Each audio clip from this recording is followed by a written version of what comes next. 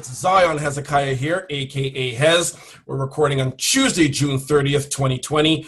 This is episode number 20 of season 3, and you're tuned into Toronto Talk Sports and more. I'm joined here today by my co-host and my main man, Mr. Chase Tang. What's going on, C? Things are well. My man. Everything good? Very, very good. Yeah, just trying to keep busy throughout this whole time. Hey, that's the name of the game, man. The name of the game. Yeah. Listen, good to see you, brother. Likewise.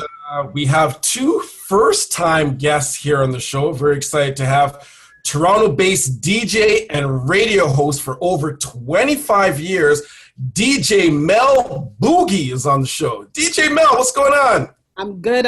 How you doing? Welcome. I got to ask you this just right off the bat. Because how is it that you've been in the industry for over 25 years? You don't look a day over 24, girl. What's going on with that? That's why you're my new best friend, man. Hold on. You've been DJing since you were in the womb or what? Something like that. a long time. Oh, sure. Man. So, Mel, just for a little bit of context here, you and I originally connected, I believe, back in season 1 of our show. We actually invited you to come on. We had, I think it was a hip-hop / basketball special edition show we were doing. That's when you and I kind of initially connected. I know you weren't available. You had a gig at that time. I believe you referred, who was it that you referred to us? It was DJ, do you remember? I don't. It was another DJ. I can't recall right now. But yeah, that's when we did connect. That was probably maybe late 2018, early 2019. But glad to finally have you on the show. Welcome to the show, Mel. Glad to be here. Thank you. For sure. And we have singer, model, and winner of Miss Globe South America 2019 and Miss Globe Bolivia 2019. Yes, thank you. Miss Jenny Rosa is in the house. What's going on, Jenny? Not much. I'm just about to enjoy my July 1st day off. And I'm excited to be here. For sure. Yes. So how's life treating you? Life is really good. We got a pool in the backyard to enjoy, since we all have to stay inside anyway. So I'm like, gotta do something to make the most out of it. Very nice. Well, glad to see you. Welcome to the show. So guys, today is the end of the month. So this is the last day of the month of June. As Jenny said, Canada Day is tomorrow. So we're a little bit past the halfway mark of the year 2020. And surely we would all agree, guys, that this has been a year like none other. So a few very, very important things have happened so far this year, very significant events. Late January, there was the sudden death, of course, of Kobe Bryant and his daughter. Then, of course, there were others on that helicopter as well. The middle of March, we got hit with the coronavirus pandemic that we're still feeling the effects of, and we likely will be for some time. And then late last month, so late in the month of May, the murder of George Floyd in Minnesota, which of course led to protests of anti-Black racism all around the world, especially in the States, but definitely all around the world, even here in Canada. So much going on, so much has happened once again, guys, in just 6 short months. Let's just kick it off like this. How would you describe 2020 so far with just one word? If you had to pick one word to describe this whirlwind of a calendar year so far, 2020, what would it be? And let's start with one of our ladies. Ladies first, DJ Mel. The first word that came to mind was flop. This year has been a huge flop, but I think a word that's a little bit more appropriate is unexpected. Okay, yeah, and I'm sure we would all agree with that. Okay, yeah, unexpected on so many levels, like even from the death of Kobe, like you said, to where we are now. Like our current situation is unexpected, and our future is very unexpected. Absolutely. Thanks so much, Jenny. What about you? One word to describe 2020. The first word that actually came to my mind was redemption. Just because of so many things that are happening right now, like in terms of even the COVID, it was like the earth kind of had a breather. from everything that we've done, that we do to it constantly. It was kind of like the world itself needed a break, and it was just like, you guys got to stay home.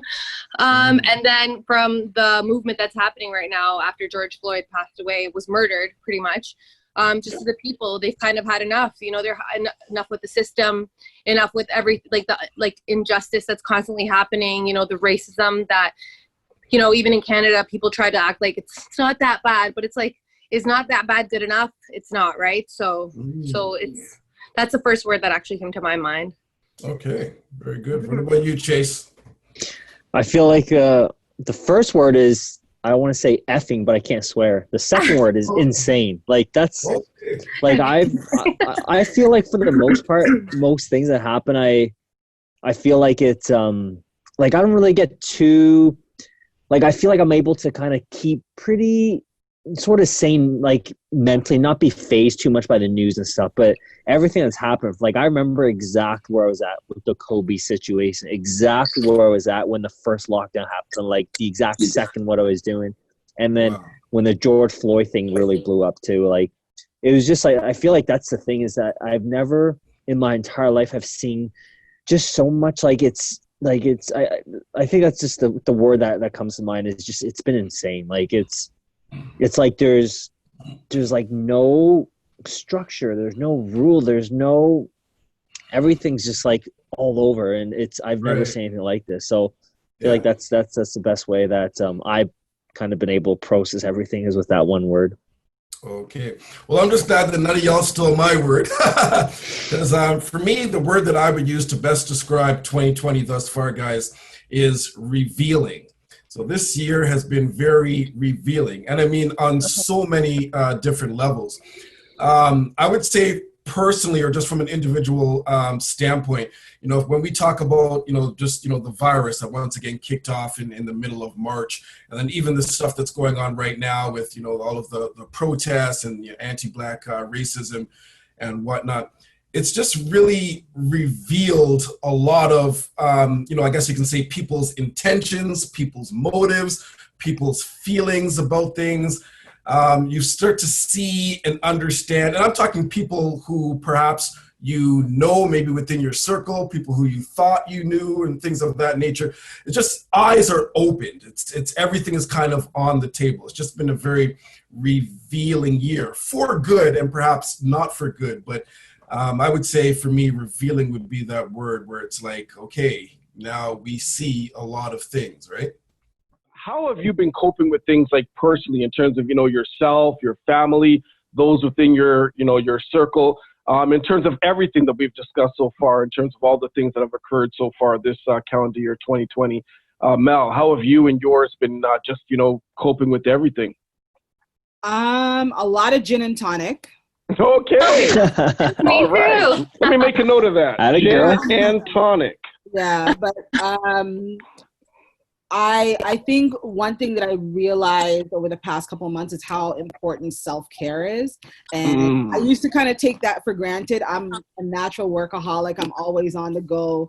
I'm always doing something in addition to like the 9 to 5 plus DJing, plus I put on events. And this really made me have to pump the brakes.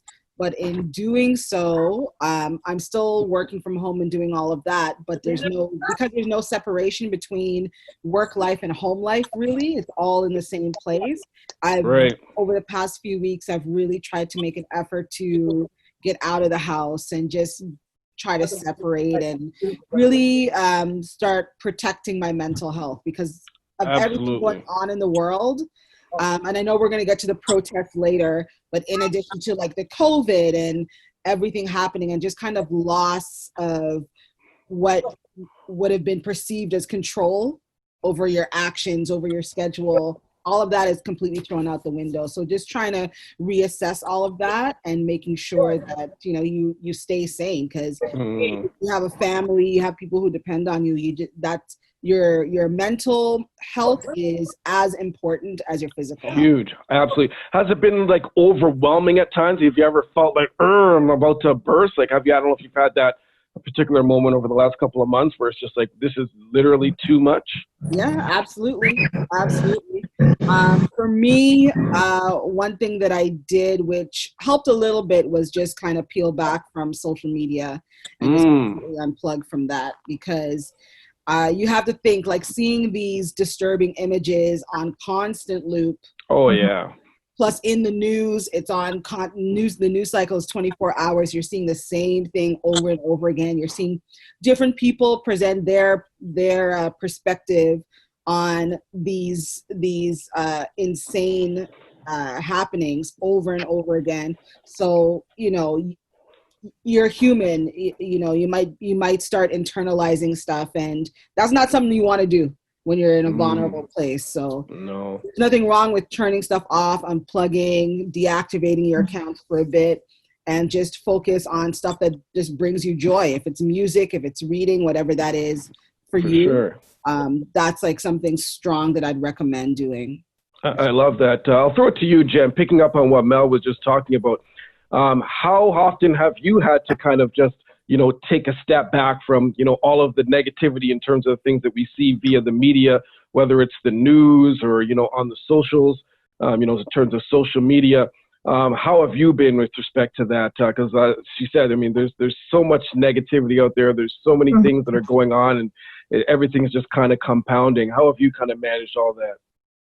So initially I was pretty like worried, just because my mother is asthmatic, like severely asthmatic. I'm mildly asthmatic. So it was my mom was really paranoid. She had the news on every day. It was just like, oh my goodness. And that just makes it so much worse. So at the beginning, she would just nonstop watch the news. And I had to even like tell her, like check her and be like, Mom, like you can't watch the news every day. You're going to drive yourself crazy. Like there's already so much going on. It's good to keep yourself informed, but the news is kind of like, I feel like it was kind of made to kind of scare you, versus like just, you know, inform you. So I told her to, you know, like look at your sources where you're getting things from, but look at other places to find information, not just the news, because it's like a big giant scare tactic. So it was just like, and it was just you know, making sure that everything's clean, like literally having to wipe all the groceries when we had the groceries, you know. Like I would go to the grocery store versus my parents, just because I know they're older and I didn't want to risk that. Yeah, so it was just little things like that, adjusting things like that. Actually, my whole family moved back into my parents' house, so we would just, every couple would take turns going to the grocery store.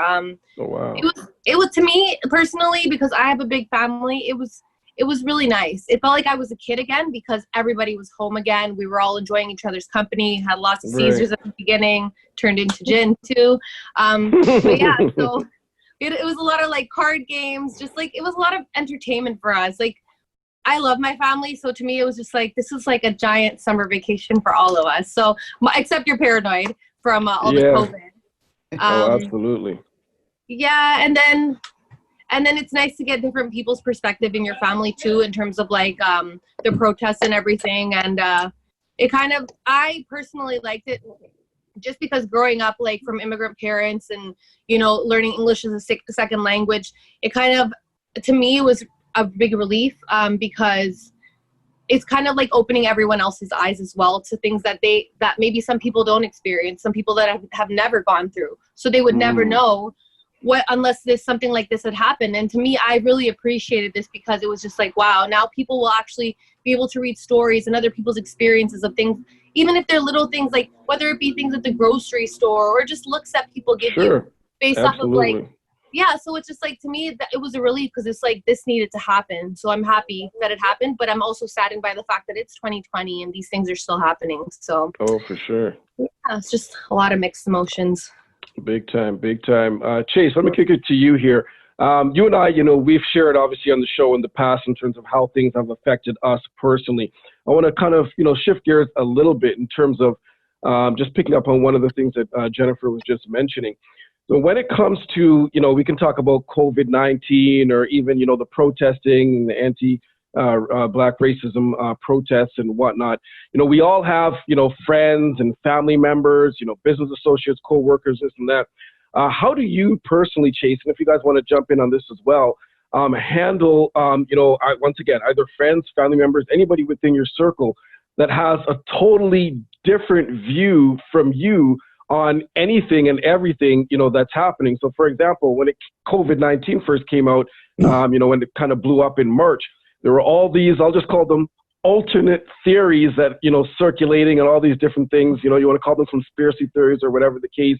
And even with, the protests and the things of the, nature that are going on, to me, everything seems very politicized. So it's either you're, more left-leaning or you're more right-leaning. So if you happen to be, let's say, for example, more liberal, more left-leaning, and you have a friend or a family member that has maybe more conservative, right-leaning values or whatever the case, how do you reconcile that in terms of just, discussing, those very important issues that all of us are being affected by?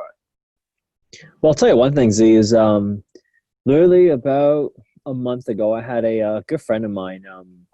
She felt that I wasn't doing enough for the George Floyd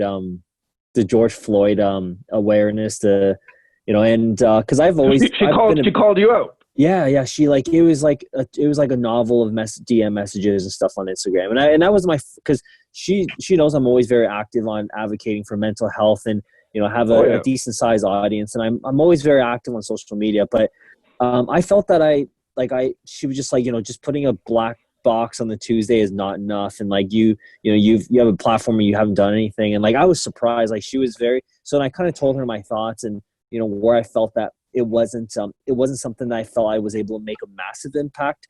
Otherwise, I would give a lot more into it. I kind of explained to her, I had done this and this, for the George Floyd movement, but I think it's a lot bigger than just, being kind of hopping on that, bandwagon. I wanted to make a difference, but I didn't know kind of how to approach it. So that made me completely view things completely differently in terms of seeing that, how, somebody who is a close friend of mine, and we're still great friends, but it got to a point where she's I'm just so emotionally exhausted to try to and I was surprised because I felt I had done a lot, and I felt I'd done a lot more than I think average people, but she felt that I didn't have that, maybe that burning, because there's some people they have a lot of that, maybe as if let's say as if they're they have an immediate family who, let's say, is maybe related to George Floyd. So maybe I wasn't showing that sort of personal connection. Exactly. So she felt that I was I wasn't as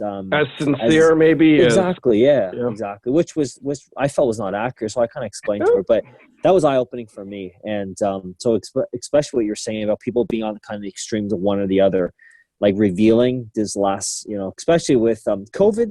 I felt it. I know some people are yeah, I don't need to wear a mask, whatever. And there's certain people my spouse, we got in huge arguments, over the whole COVID in terms of, what's safe, what's not. But you're absolutely right in terms of the extremes. It hasn't been easy, and it's I've already tried to give up on trying to sort of make sense of things. I just try to move with the changes and understand that we may never go back to the same world we were. Because I think if I try and hold on to that, it'll just stress me out and cause anxiety, unnecessary anxiety. So I kind of just tell myself that the new world we're going to go back to is just going to be very different, and we're going to have to just kind of learn with it. But it's been definitely a lot of tug and pull for sure, in terms of absolutely. These aren't easy times. I'll kind of throw the same thing out to the ladies, Jen and Mel. Have either of you had any strained relationships as far as maybe disagreements with close friends, family members, regarding any of the stuff that we're talking about, the things that are going on in the world so far in 2020?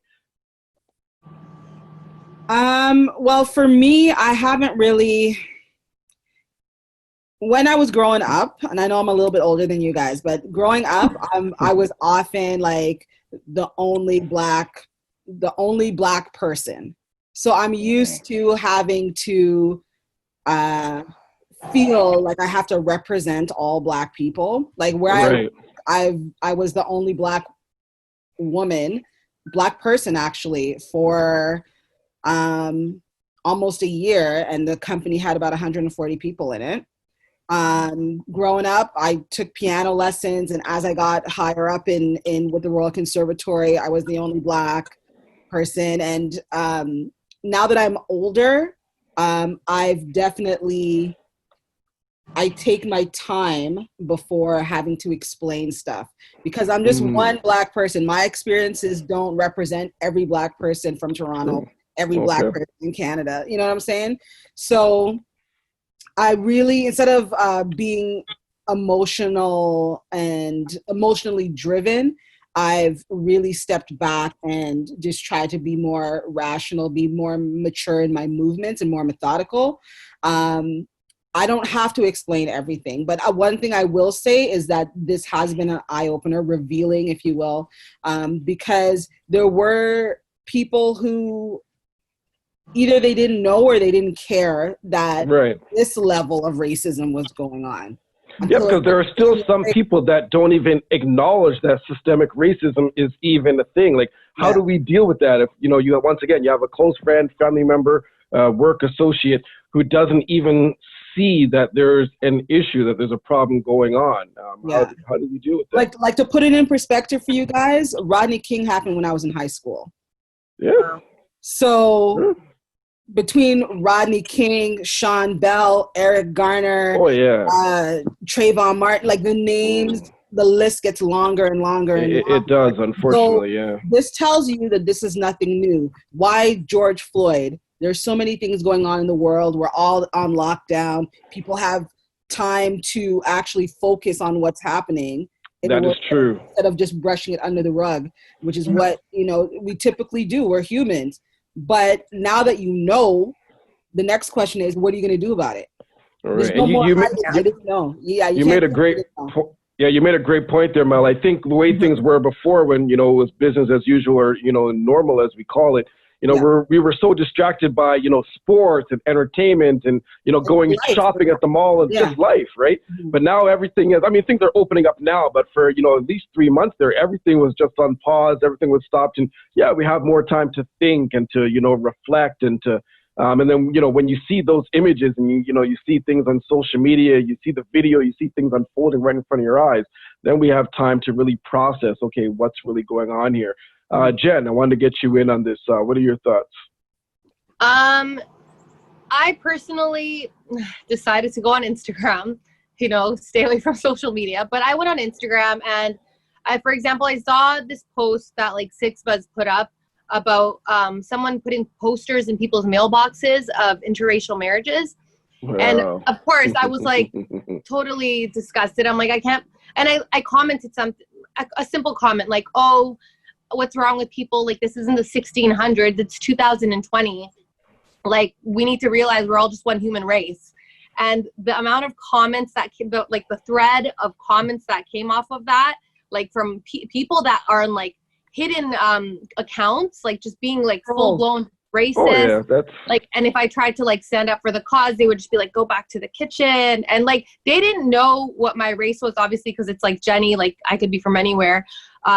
But it was just like, I couldn't believe it. I was like, people are really like seeing that post, but then seeing all the people still commenting on that, like still like, I have to show that I'm racist on social media. Like, I don't know. It's just like, and there's people out there that don't believe it's a thing. It's like, how could that be, So I don't know. To me, I'm just like, and it's just like Mel said, it's like, what are we going to do about it? And that's kind of like, to me, I'm like, I'm going to say my comment regardless of what people say. And also like Chase said, like, I want to do something. I do want to be more proactive.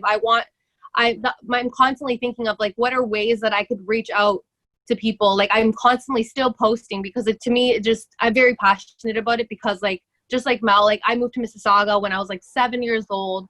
Pretty sure I was the only Latina in my class for like at least 5 years.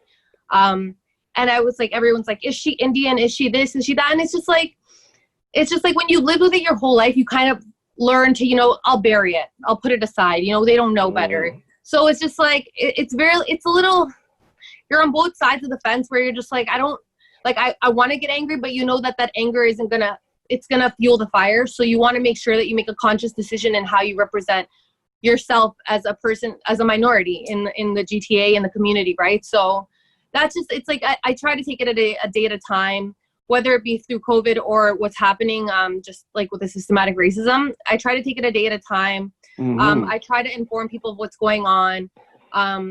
I just constantly posting things like studies that have been proven, things that are actually happening, stories in our community even.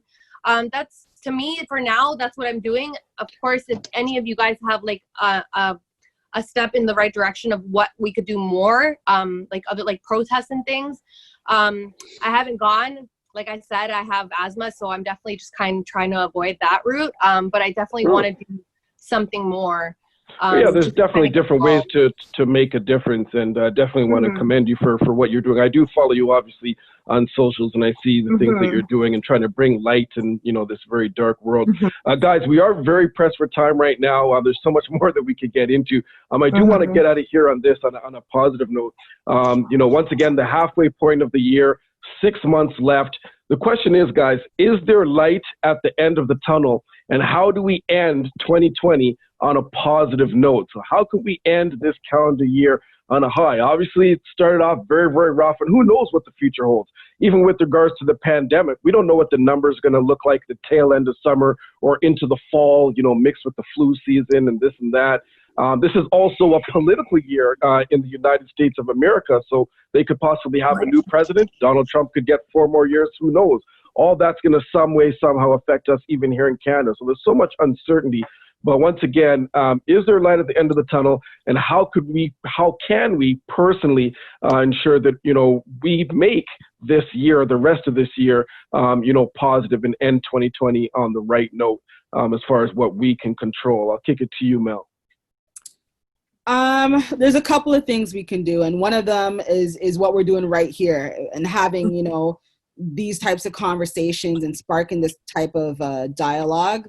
Dialogue leads to thought, leads to action. So it's gonna take baby steps. For the rest of the year, like I said it earlier, protect your mental health. Do what you need to do to bring you joy. I saw a meme, a post on Instagram when this first happened, which people were saying, well, now is your time to create and develop and do all of this. And if you don't do it, then the problem was always you. No. Yeah. Everybody has their own schedule. Everyone has their own baggage, their own challenges that they have to overcome in order to get to that whatever place of success within their lives. So don't judge yourself by somebody else's yardstick. It's not productive for anybody. Great advice. Yeah, and just try and learn to adapt and do what brings you joy, even if it's in like small pockets. That's all you can do, and educate yourself. I love that. Listen to one news source, or don't use Instagram as your sole media outlet. Like, educate yourself as much as you can and ask questions. Don't just, they're spoon feeding you stuff for a reason right now. And I'm not a conspiracy theorist at all, but I mean, take a step back and no, absolutely. Yeah. Absolutely. Thank you so much for sharing that. A lot to digest. A very, very good point. And it's only 6 months. That's it. Absolutely. We didn't even get to the murder hornets yet, okay? Oh, my goodness. Yeah, the murder hornets. Yeah, that creeped up a couple of months ago. Oh, my goodness. Yes. Wow. Chase, what about you, my man? How can we end this year on a positive, on the right note, man? I think one of the biggest things is whoever we're at home with. I mean, I can't imagine another year where we're going to have this much amount of time. And, I know with me and my spouse, in the time we've been together, like the last 3-4 months, it's been like, I mean, we pretty much have been inseparable. We thankfully, we haven't had too many arguments, very few. And I kind of just look at it as, it's a good opportunity to kind of grow from that and maybe take the relationship to a different level and just try to do the things that I can control. And I mean, I think when 2020 does end, I will really look back at it as like, man, that was a year where, got to work from home, got to just like a lot of stuff you wanted to do, whether it be like binge eating, binge TV, binge anything, or just days off and binge drinking. Like really anything. Oh boy. I don't think we'll ever have another year where you just have like time. And so I'm kind of just looking at commodity. Like kind of as it's life is adventurous, and it's kind of a year to remember. And even though there's been a lot of negative, but I think once it's all said and done, I'm not really going to look at all the bad stuff that's happened. For sure. Jennifer will give you the last word on this. For me personally, what I've been trying to, like I said, post and talk about as much as I can is kind of just be the change that you want to see. And it's like Mel said, it's baby steps. Nothing's going to happen overnight. But that's just the reality that we live in.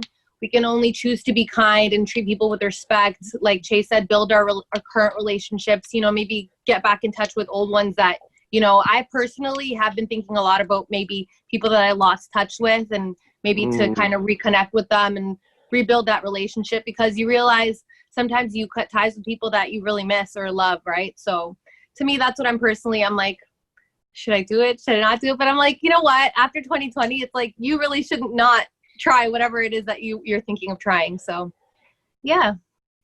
Absolutely. So guys, I'll just say this. First of all, thank you everyone for being here and, just sharing our perspectives. And as you said, Mel, these are things we need to continue to, build and grow and just, talk about. And, we'll see where things go. What happens between now and, the rest of the year, between now and December, is completely out of our control, out of our hands. I've always been an advocate and a firm believer of control what you can control. Regarding the virus, we can't control what happens. We can control ourselves as far as, how we choose to, distance from others and, just obey the rules, washing our hands, wearing a mask when we go to certain places and things of that nature. But there's so much that we just cannot control. For me, just don't dwell on it. If you can't control it, if it's not within your grasp of control, then just, don't worry about it. Keep it moving. And, just try to be as positive as possible. And, I'm a big fan of just, giving, showing acts of kindness and, reaching out to loved ones and checking up on your friends and family, making sure that they're okay. And there's just so much negativity. And once again, so many things that are out of our control. If we can be lights, if we can be, peacemakers, and if we can make a positive difference, just by doing the little things that are within our grasp, within our control, then let's continue to do that. Guys, great discussion. Thanks so much for being here. Let us know, I'll throw it to our guests who've been with us here once again for the first time, both Jen and Mel. Let our audience know how they can connect with you on social media. DJ Mel Boogie on all platforms, or you can check out my website, djmelboogie.com. And I'm going to be back on radio soon on Vibe 104. So I'm very excited about that. Looking forward to it. Canada's favorite female DJ, Mel Boogie. Pleasure to have you here. Jenny. Yeah. For me, my Instagram is at Jenny with 2 Y's, Rosa, Jenny Rosa. I'm also on Facebook. I have Twitter. I don't even know what my Twitter is. It might be Jen Lazo, JenLazo. But yeah, my Instagram is go-to. I'm always answering my messages there. So feel free to contact me for anything there. For sure. Guys, thanks so much once again for tuning in. Coming up, we do have a featured interview with professional rugby player Patrick Parfrey.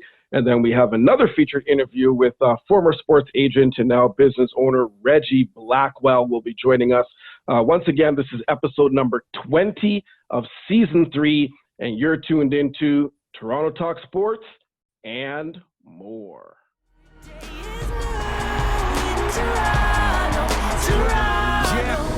Thank you for watching. Please click the like button and leave us a comment with your feedback. And don't forget to subscribe with notifications to see more engaging and interactive content. Toronto Talk Sports and more. For the love of the six, let's connect.